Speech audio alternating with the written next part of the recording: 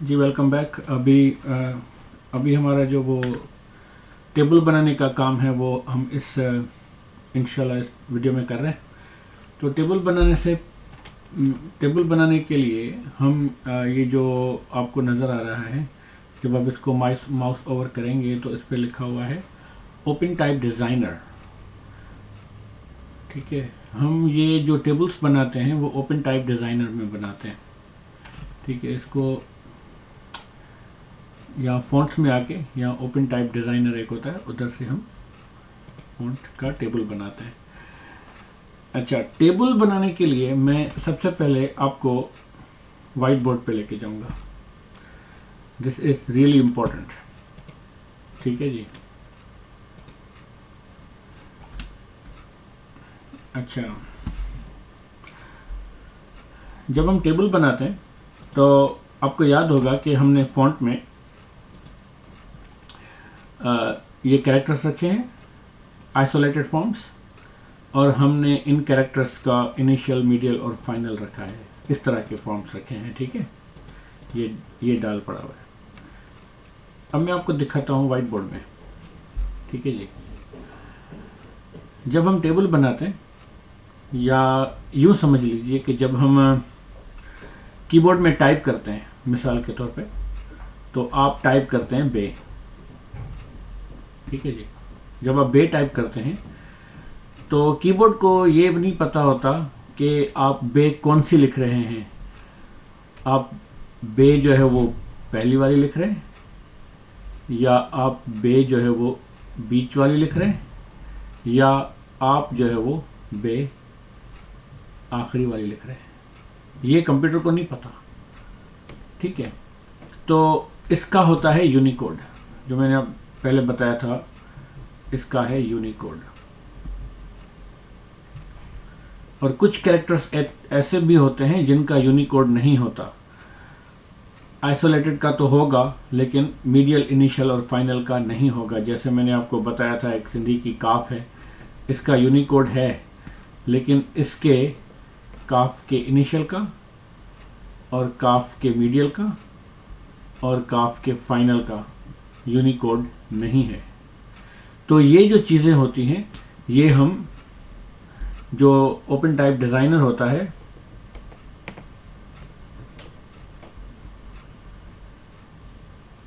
उसके अंदर हम डिफाइन करते हैं।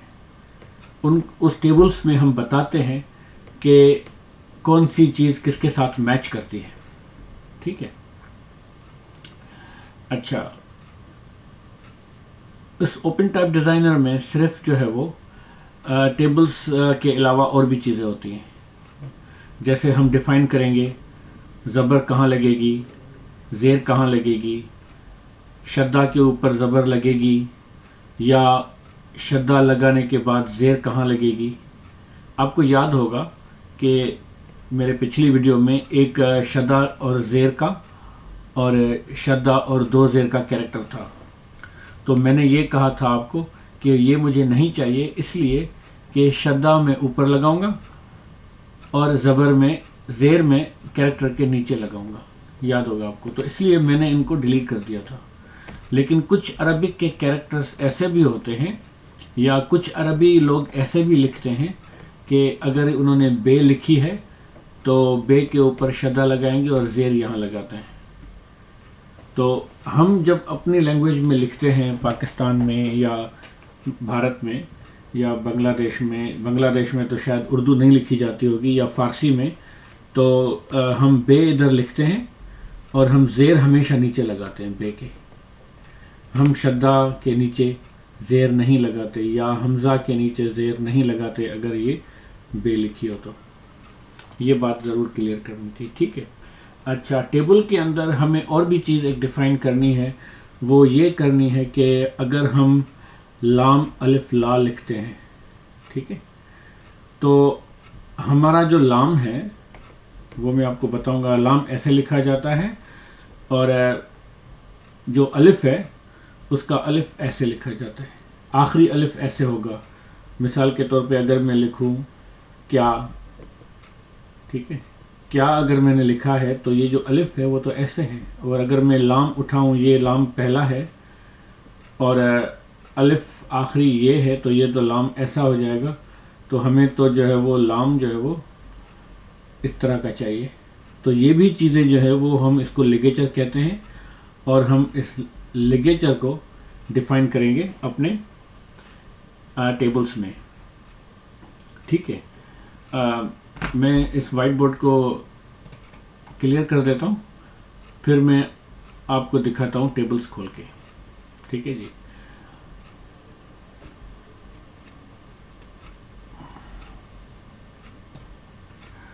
अच्छा, हम अपने टेबल्स पे आ रहे हैं अभी। तो आप फॉन्ट पे ओपन टाइप डिज़ाइनर खोल लें या इसको खोल दें। ठीक है जी। अब हमारे पास खुल गया है ओपन टाइप डिज़ाइनर। इन कैरेक्टर्स को मैं यहाँ से डिलीट कर देता हूँ, ये मैंने पहले रखे थे। अब आप देखेंगे ओपन टाइप डिज़ाइनर में यहाँ आइकॉन नज़र आता है एक। ठीक है, अगर इसके ऊपर माउस ओवर करें तो ये कह रहा है generate and update open type layout features. ये आपके लिए क्या करेगा, मैंने आपको पहले बताया था कि अगर आप अपने जितने भी आपने कैरेक्टर्स डाले हैं तो ये आपके लिए ऑटोमेटिक जो है वो आपका पूरा टेबल जनरेट कर देगा। ये फीचर ये आई थिंक ये फॉन्ट क्रिएटर 14 के अंदर भी है और 15 के अंदर भी है। मैंने प्रीवियस जो है वो मेरे पास 12 होता था, मुझे याद नहीं है कि उसके अंदर मैंने देखा हो। अगर होगा भी तो आप ट्राई करके देख लें। मेरे पास क्योंकि 14 वर्जन है तो उसके अंदर ये है, ये ऑटोमेटिक जनरेट कर देता है। मैं इसके लिए ऑटोमेटिक जनरेट के इसलिए थोड़ा सा सही करता है, फ़ॉन्ट चल रहा होता है लेकिन इसके अंदर बहुत से फीचर्स ऐसे होते हैं जो हमें खुद ऐड करने होते हैं। और यहाँ मेरा मकसद ये है कि मुझे ऑटो जनरेट फ़ॉन्ट नहीं करना। मैं ये कह रहा हूँ कि मैं आपको खुद बताऊँ कि हम कौन कौन सी चीज़ें डालेंगे, टेबल हम खुद कैसे बनाएंगे, हम सॉफ्टवेयर के ऊपर डिपेंड नहीं कर रहे। ठीक है। अच्छा, अभी आपने नोटिस किया होगा यहाँ पे आपने 3 चीज़ें देखी होंगी, स्क्रिप्ट्स, फीचर्स एंड लुकअप्स। ठीक है, और नीचे आपने देखा है वेरिएशंस। ये वेरिएशंस का जो ऑप्शन है वो 2014 के अंदर था। 13 मेरे पास था नहीं, मेरे पास 12 था, उसके अंदर ये ऑप्शन नहीं था। तो असल में होता क्या है, मैं आपको फिर अपने वाइट बोर्ड पे लेके चलता हूँ। जब हम फॉन्ट बनाते हैं तो हम सबसे पहले बनाते हैं लुकअप्स।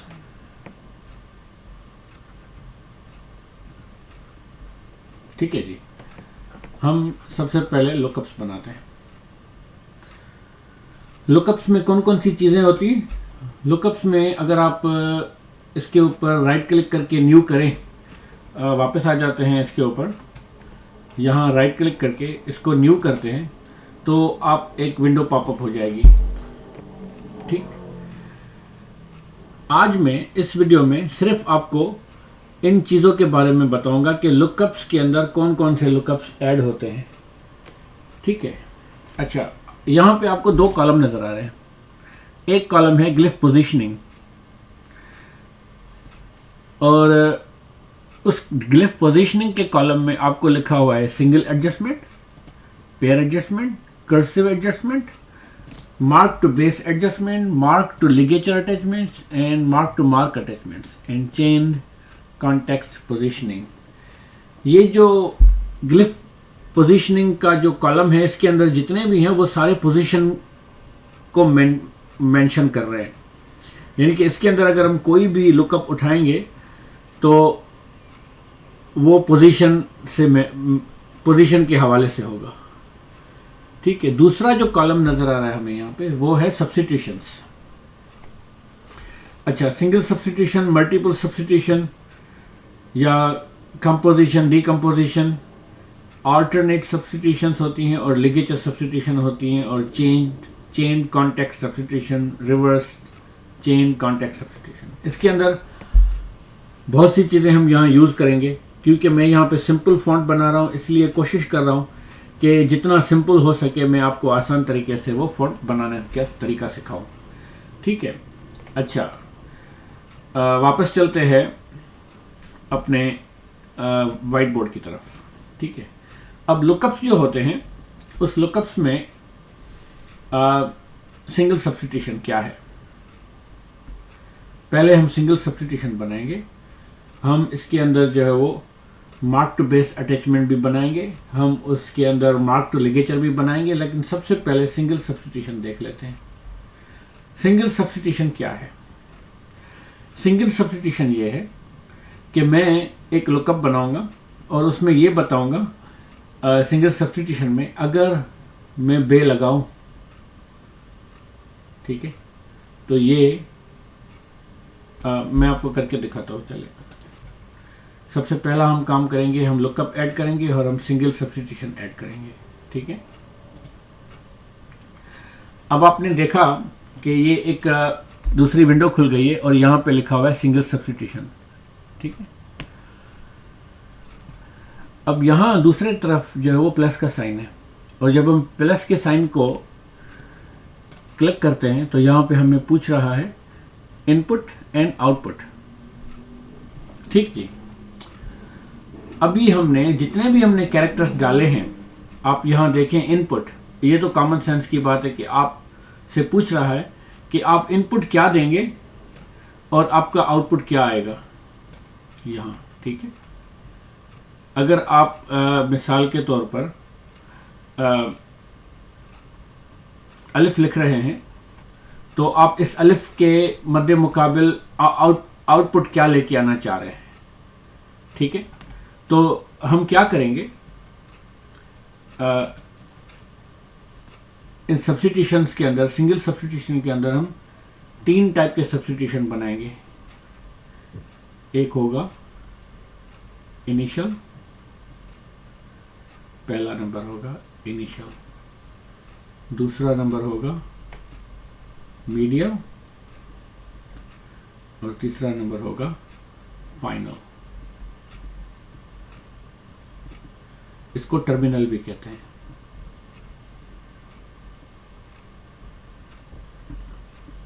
ठीक है जी। इसको टर्मिनल्स भी कहते हैं, terminal form, initial forms, medial forms and final या टर्मिनल फॉर्म्स, ठीक है।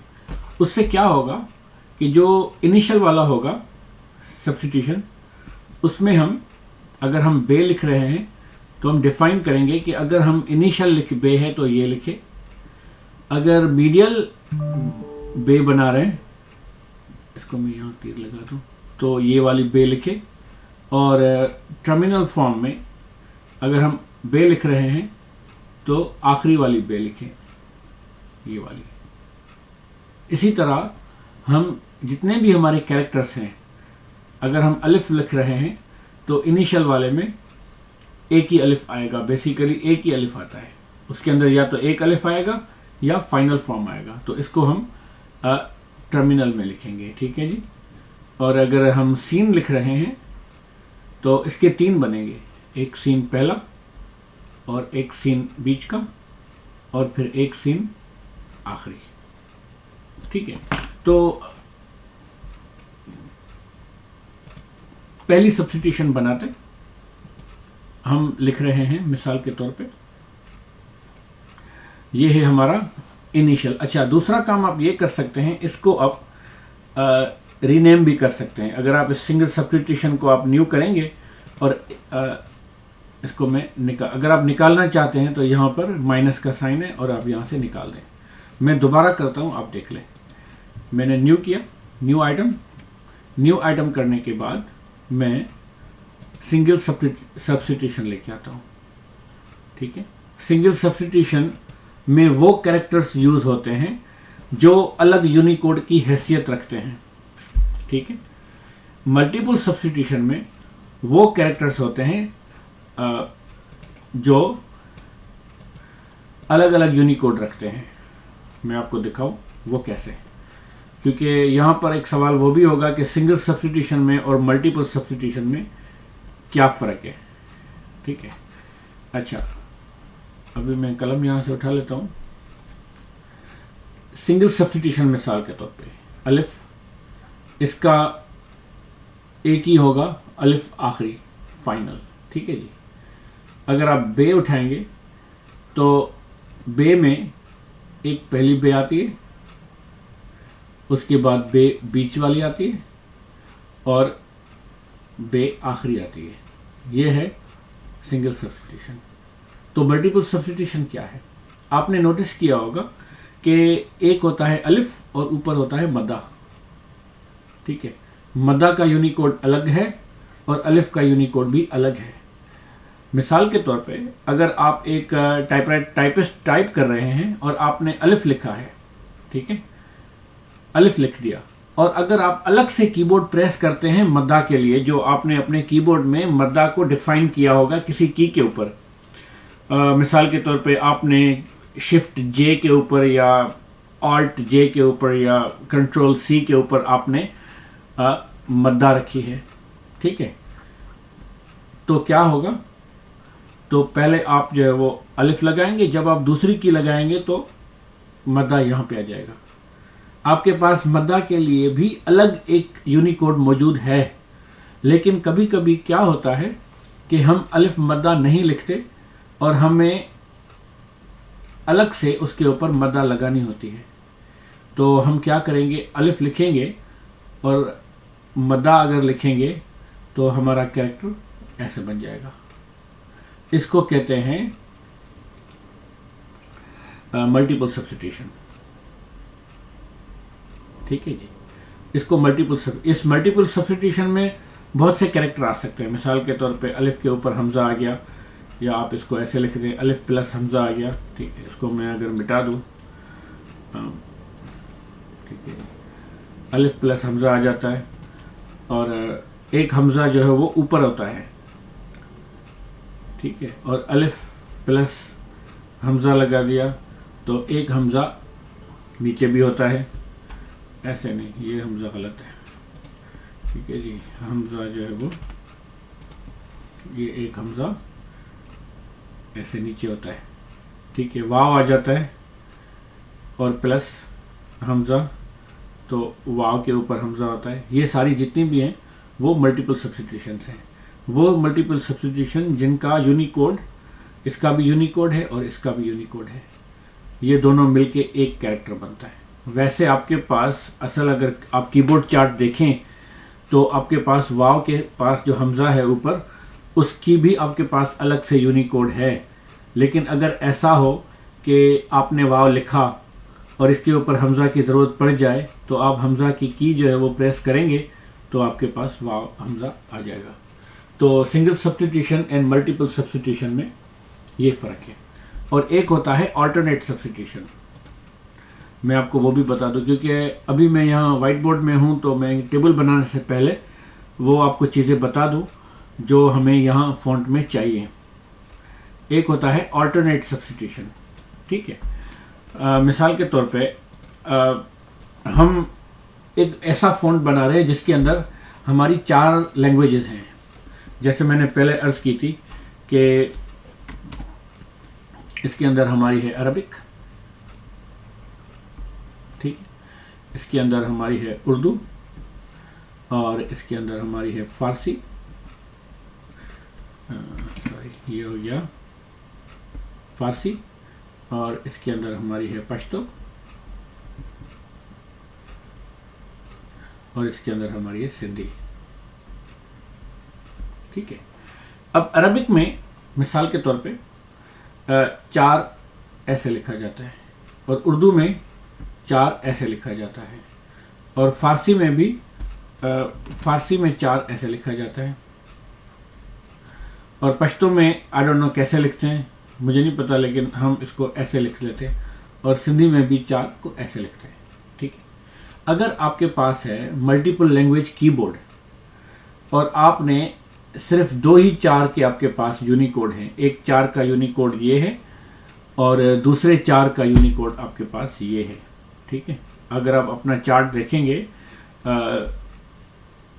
मैं आपको दिखा देता हूँ, अरबिक का चार्ट अगर आप देखेंगे यहाँ पे, तो एक तो 4 आपके पास ये उर्दू, ये अरबिक वाला है, और दूसरा 4 आपके पास ये है। ठीक है, लेकिन उर्दू में जो 4 लिखा जाता है उसकी शक्ल दूसरी है, ये वाली। ठीक है, ये उसको मैं थोड़ा सा रेड कर देता हूँ आपको पता चले। ठीक है जी, अब जो उर्दू में जो 4 लिखा जाता है उसकी शक्ल होती है इस तरह। ठीक, तो आप ये वाला 4 कैसे लिखेंगे, क्योंकि आपके पास तो यूनिकोड है नहीं। तो हम क्या करते हैं, हम अल्टरनेट सब्स्टिट्यूशन लगा देते हैं। अल्टरनेट सब्स्टिट्यूशन, जब हम अल्टरनेट सब्स्टिट्यूशन लगाते हैं, इसका मतलब ये हम ये कह रहे हैं, फॉन्ट में हम ये डिफाइन कर रहे हैं कि अगर ये 4 लगे तो फॉन्ट के टेबल में से ये वाला 4 उठाए और आपको ये वाला 4 दिखा दे। ठीक है, बिल्कुल इसी तरह जो 6 है वो फारसी में ऐसे लिखा जाता है और उर्दू में 6 ऐसे लिखा जाता है। तो हम डिफाइन करेंगे उर्दू लैंग्वेज के लिए एक अल्टरनेट सब्स्टिट्यूशन, अगर 6 ऐसा लिखा जाए तो हमारे को 6 ऐसा दिखाए। ठीक है, और बिल्कुल इसी तरह अगर अरबी में 7 इसी तरह लिखा जाता है और हम अगर ये 7 लिखें और सिंधी के अंदर ये 7 लिखा जाता है तो हमें ऐसा वाला 7 दिखाए। तो इसी तरह हम मुख्तलिफ लैंग्वेजेस के लिए मुख्तलिफ सब्स्टिट्यूशन, जो अल्टरनेट सब्स्टिट्यूशन टेबल है वो बनाते हैं। मिसाल के तौर पे मैंने आपको पिछली वीडियो में आपको बताया था कि कामा कुछ लोग ऐसे लगाते हैं, ऊपर ऐसे कामा लगाते हैं, और बहुत सी जो वो लैंग्वेजेस में कामा इस तरह लगता है। तो इस कामा को डिफाइन करने के लिए हम अल्टरनेट सब्स्टिट्यूशन लगाते हैं। ठीक है, मिसाल के तौर पे अगर मुझे उर्दू में कामा चाहिए तो मैं जहाँ जुमला अपना पूरा करूँगा तो मैं ये कामा लगाने के बजाय, मैं अगर ये कामा अरबिक में लगता है तो मैं अपना जुमला पूरा करने के बजाय ये कामा लगाऊंगा या इस तरह का सेमीकोलन लगाऊंगा। कुछ लोग इस तरह का सेमीकोलन लगाते हैं। ठीक है, तो इसलिए हम यहाँ पर अल्टरनेट सब्स्टिट्यूशंस लगाते हैं। अच्छा, एक होता है लिगेचर सब्स्टिट्यूशंस, वो भी मैं यहाँ आपको बता देता हूँ कि लिगेचर सब्स्टिट्यूशन क्या होता है। सबसे पहला काम हमारा होगा, जितने भी हमारे सब्स्टिट्यूशंस होंगे वो हम पहले सारे बना लेंगे। ठीक है, तो मैं बता इसलिए रहा हूँ कि आपको पता चले कि ये हैं क्या। ठीक है, अच्छा, अब हम आ रहे हैं लिगेचर सब्स्टिट्यूशन। हम कंप्यूटर को ये बताएंगे कि अगर हम लाम लिखें और आखिरी अलिफ लिखें तो हमारा ऐसा वाला लाम लिखे। हम इस तरह डिफाइन करते हैं हमारा इनपुट और आउटपुट। ठीक है,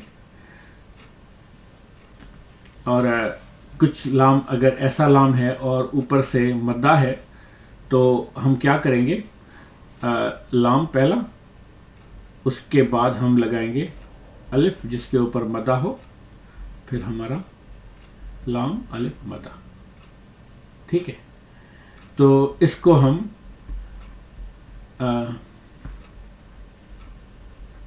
लिगेचर कहते हैं। ठीक है, ये मेरी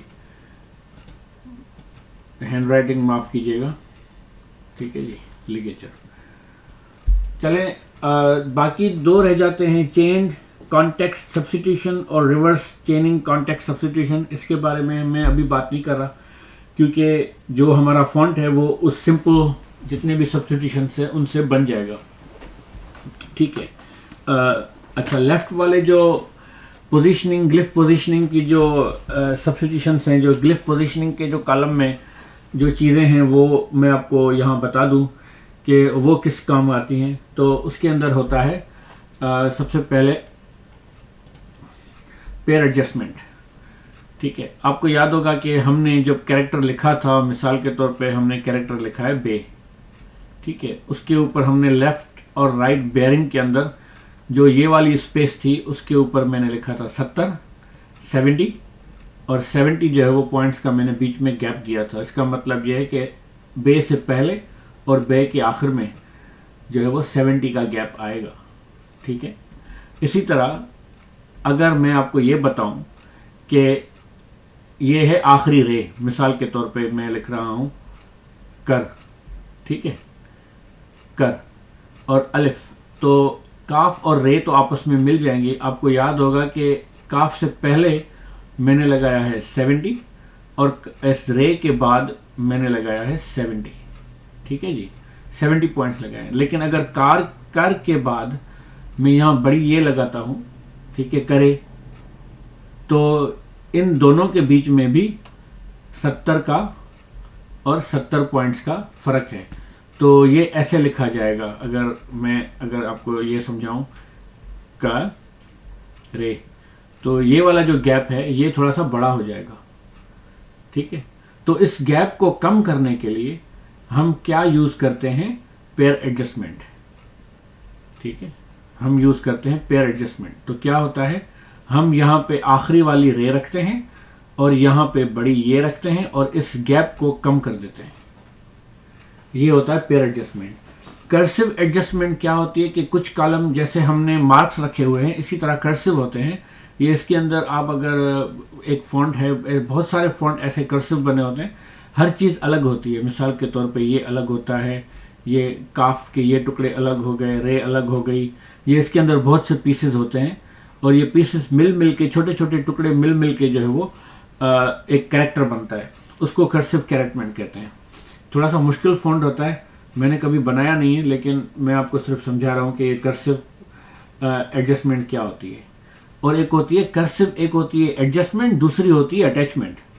तो दोनों का काम जो है वो आप समझ रहे होंगे उसके नाम से ही, एक है एडजस्टमेंट और एक होती है अटैचमेंट, ठीक है। तो एडजस्ट करने का मतलब है कि उनकी स्पेस को कम या बड़ा करना, अटैचमेंट का मतलब है उनको आपस में मिलाना, ठीक है। अच्छा, मार्क टू बेस अटैचमेंट, ये हम पहले बात कर चुके हैं, लेकिन फिर अब बात करते हैं। मार्क टू बेस, ये है बेस, ये जो हमारी बे है ये हमारा बेस है, और ये जो ज़बर है ये है मार्क, ठीक है जी। तो हम क्या करेंगे, एक ऐसा जो है वो लुकअप बनाएंगे जो हमारे बेस के ऊपर जो है वो पोजीशन मार्क लगाएगा। तो ऐसा लुकअप जो बेस के ऊपर मार्क लगाए उसको मार्क टू बेस अटैचमेंट कहते हैं। उसके बाद आता है मार्क्स टू लिगेचर, ये है लाम अलिफ ला। तो ऐसे मार्क्स जो इधर भी आए और इधर भी आए, लाम के ऊपर भी ज़बर आए और अलिफ के और नीचे ज़ेर भी आए दोनों तरफ। अगर आप लिखते हैं लाम के ऊपर ज़बर और यहाँ पे शद्दा, तो ये मार्क्स टू लिगेचर कहलाता है, ठीक है जी। ये मार्क्स टू, मैं पूरा नहीं लिख रहा, ये मार्क्स टू लिगा कहलाता है, ठीक है। एक होता है मार्क्स टू मार्क अटैचमेंट, ठीक है,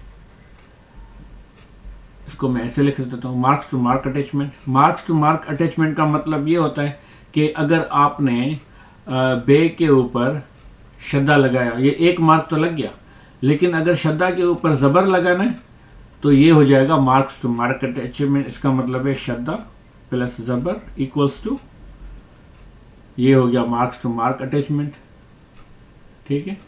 और उसके नीचे आ जाता है चेन कॉन्टेक्स्ट पोजीशनिंग।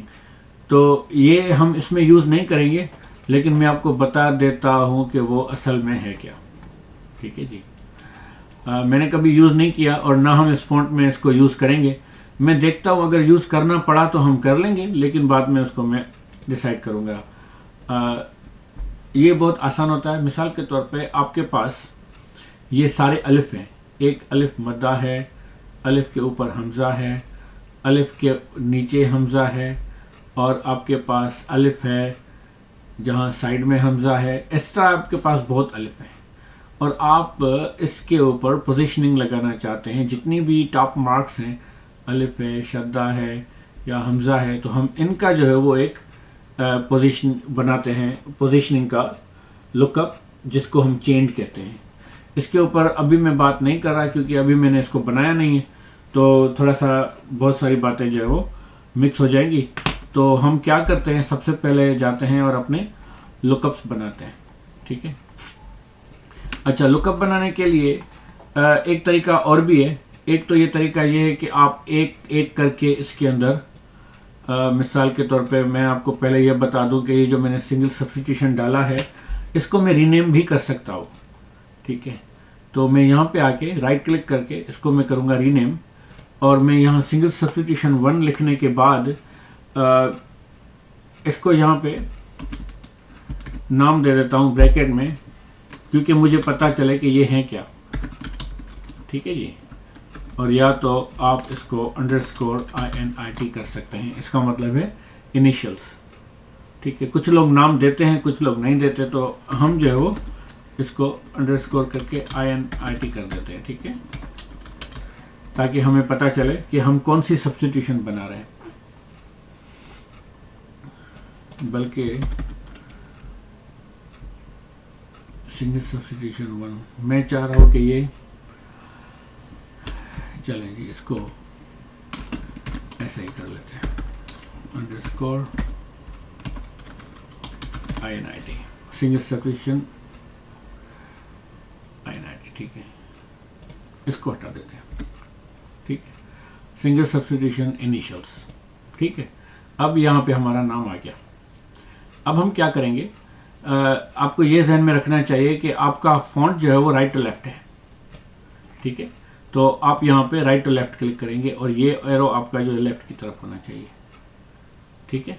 नहीं लग करते, कुछ लोग नहीं करते, इसका मतलब ये कि हम तो टेबल्स वैसे ही डिफाइन कर रहे हैं, लेकिन it's a good practice to change right to left, ठीक है। अब हमारा क्या है आ गया यहाँ पे, सिंगल सब्स्टिट्यूशन इनिशियल्स। तो हम क्या करेंगे, वो कैरेक्टर्स जिनका इनिशियल होता है, जैसे मिसाल के तौर पे बे का पहला होता है, अलिफ का पहला नहीं होता, तो हम यहाँ से सिलेक्ट करेंगे। मिसाल के तौर पे अभी हमारे पास अलिफ आ गया, अलिफ आ गया, वाव, ये जो हमज़ा है ये हमज़ा अबव, ठीक है। ये हमज़ा अबव का आप देखें इसका इनिशियल कौन सा होगा, तो हम यहाँ से ढूंढेंगे।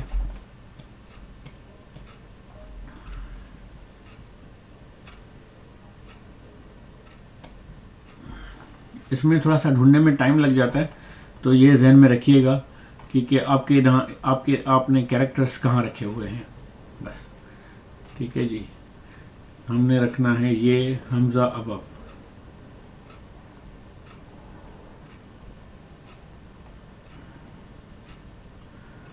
यहाँ पर तो नहीं है, तो हम यहाँ पे सर्च भी कर सकते हैं,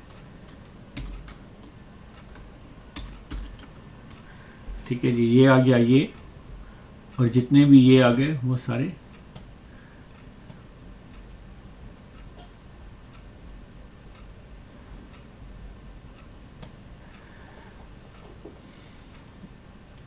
ये आ गया ये हमज़ा अबव, ठीक है।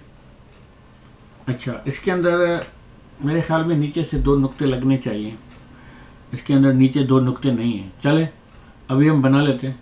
तो ये हमज़ा जो होती है नीचे से, इसके अंदर नीचे से नुक्ते लगते हैं। तो खैर हम क्या करें, हम इनपुट करेंगे ये, और इनिशियल्स में ये आएगा, ठीक है। आपने देख लिया कि इसी तरह हम सारे टेबल्स बनाएंगे 1 बाय 1, ठीक है जी। ये के बाद आता है हमारा अलिफ, फिर आ गया बे, फिर हम जो है वो बे को ढूंढेंगे,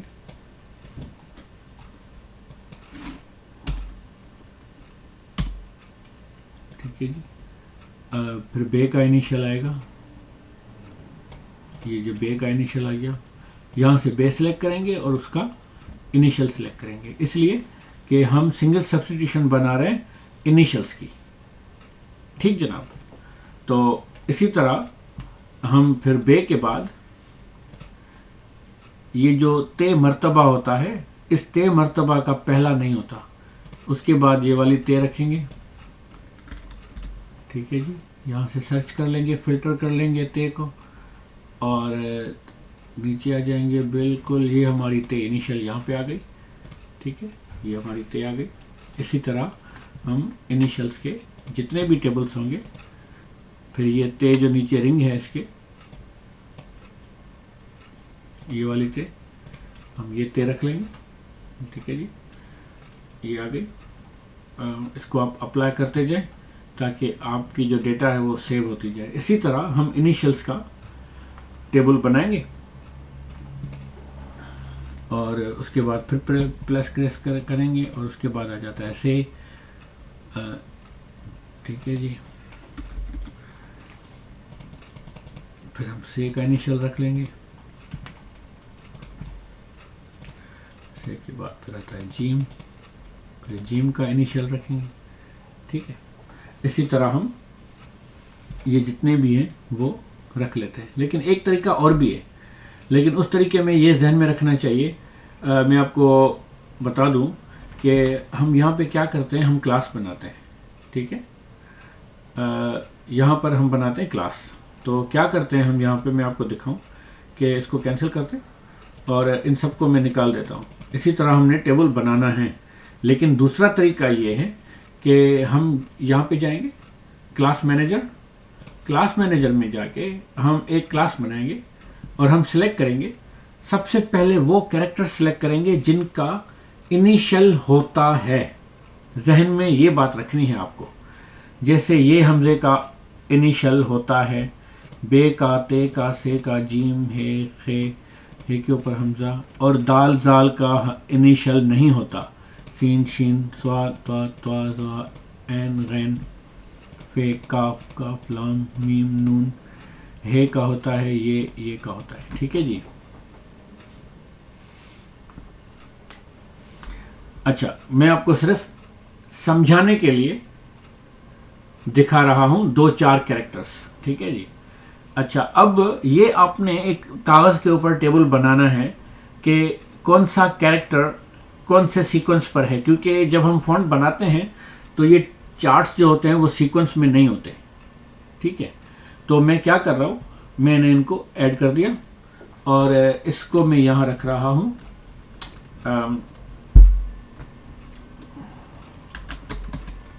इसको मैं यहां रख रहा हूं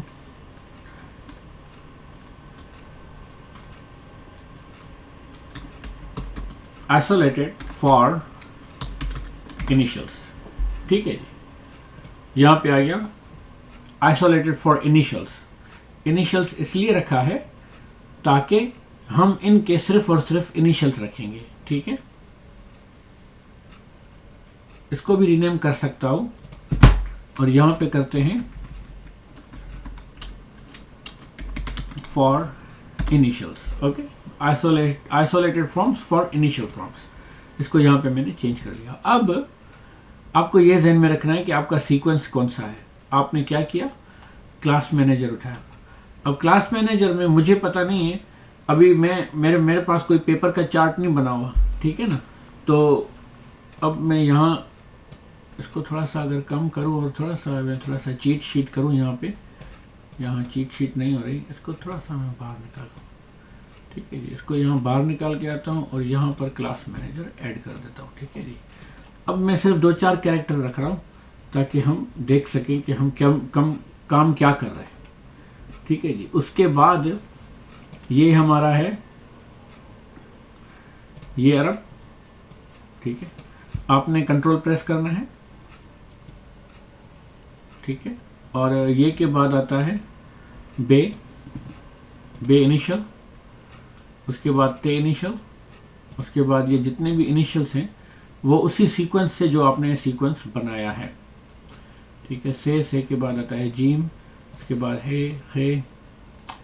ठीक है, खे के बाद आता है, ठीक है जी, सीन, शीन, स्वाद, दाद, त्वा, ज़ा, ऐन, वैन, फे। ठीक है जी, पे, काफ, लाम, मीम, नून, है, और ये तो हम पहले रख चुके हैं। ठीक है जी,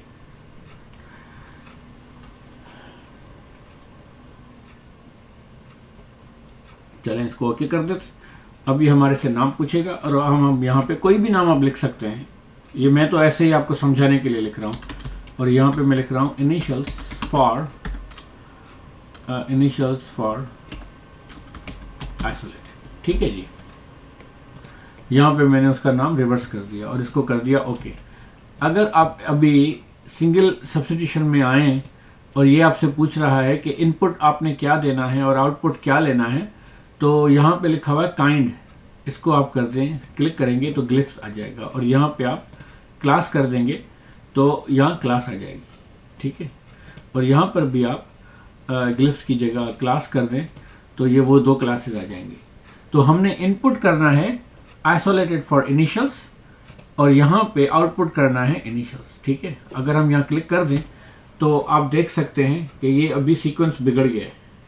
ठीक है, इसलिए कि दोनों अपने सीक्वेंस से हट गए हैं। तो इसलिए मैंने पहले आपको ये कहा था कि वो आप पेपर पे लिख लें। अगर आप देख लें यहाँ पे आउटपुट तो आपको ये सारी चीज़ें उल्टी नज़र आएंगी। ठीक है जी, इसलिए कि मैंने आपको सिर्फ समझाने के लिए यहाँ बताया है कि हम जो है वो क्लासेस भी बना सकते हैं, लेकिन क्लासेस में जो कैरेक्टर्स का सीक्वेंस होगा वो आपको बराबर ही रखना है। अगर आप यहाँ पे आ जाए तो देखें आपका पहला कैरेक्टर कौन सा है, यहाँ आप इसको ऊपर नीचे कर सकते हैं, इसको ऊपर नीचे कर सकते हैं। तो यहाँ आप इसका सीक्वेंस बना लें, इसका सीक्वेंस बिल्कुल एग्जैक्टली वही रखें जो आपके इनका है, तो ये आपस में मैच हो जाएंगे। ठीक, तो इस तरह भी हम एक सब्स्टिट्यूशन बना सकते हैं। अभी मैं इसको निकाल देता हूँ और इसको अप्लाई कर देता हूँ।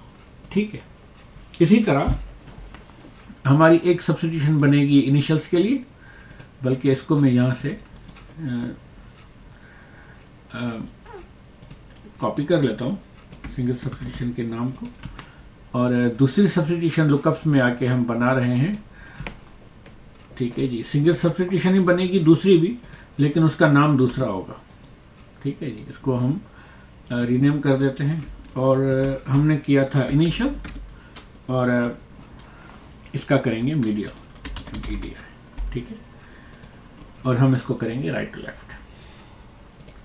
बिल्कुल उसी तरह हम इसके अंदर कैरेक्टर्स डालेंगे, लेकिन मैं आपको बता के दिखा देता हूँ। इस क्लासेस को हटा के आप ग्लिफ्स कर दें, और इनको हटा के आप इसको आप ग्लिफ्स ही कर दें, तो अच्छा सिर्फ ग्लिफ्स दिखाएगा। ठीक है जी, तो अगर आपने यहाँ मिसाल के तौर पे आपने बेस सेलेक्ट की, तो ये मीडियल है, तो दूसरे क्लास सब्स्टिट्यूशन में हम यहाँ पे बे मीडियल सेलेक्ट करेंगे। ठीक है जी, जिसके नीचे नुक्ता है, ये वाली बे एंड बे, तो ये क्लास ऐसे बनेगा।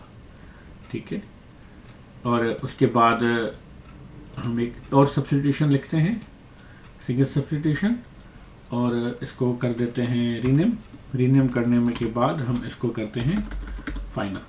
ठीक है जी, FINA, और हम इसमें जो हम कैरेक्टर्स लिखेंगे इसको भी राइट टू लेफ्ट कर लें और ओके कर लें, और इसके अंदर जो हम कैरेक्टर्स लिखेंगे वो हम सिलेक्ट बे करेंगे, और बे जो होगी हमारी वो फाइनल फॉर्म वाली होगी। ठीक है जी,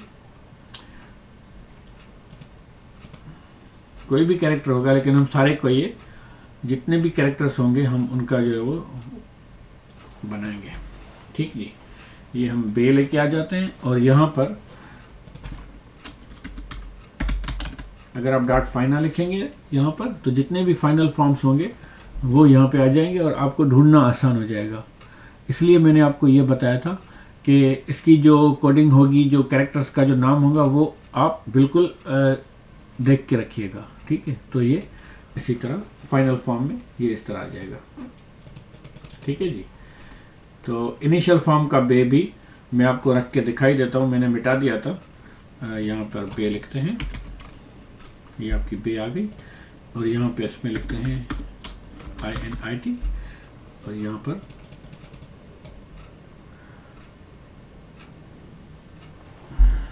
बे डाल देते हैं। ठीक है जनाब,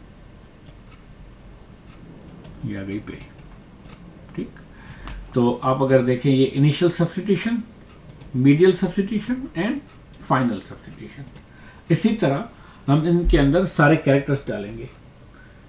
ठीक, तो अब आप भी जो है वो अपने फॉन्ट के अंदर ये जितने भी सब्स्टिट्यूशन हैं वो डालें, और उसके बाद में जब ये सारे सब्स्टिट्यूशन डाल दूंगा तो फिर मैं आपसे मिलूंगा, तो उसके बाद हम जो है वो दूसरी बात करेंगे।